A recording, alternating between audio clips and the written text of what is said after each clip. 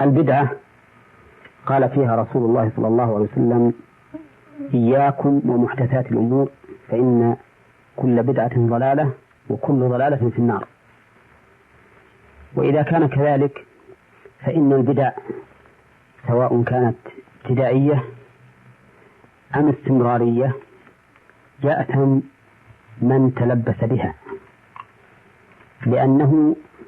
كما قال الرسول عليه الصلاة والسلام في النار، أعني أن الضلالة هذه تكون سببا للتعذيب في النار. وإذا كان الرسول عليه الصلاة والسلام حذر أمته من البدع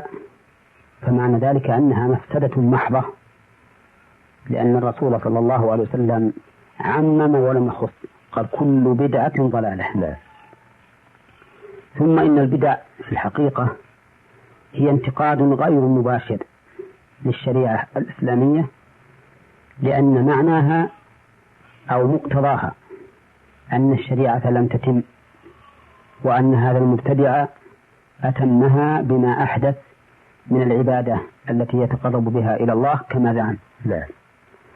فعليه نقول كل بدعة ضلالة وكل ضلالة في النار،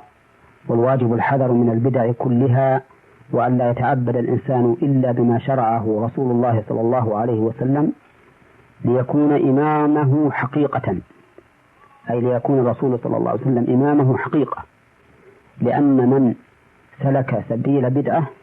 فقد جعل المبتدع إماما له في هذه البدعة دون رسول الله صلى الله عليه وسلم.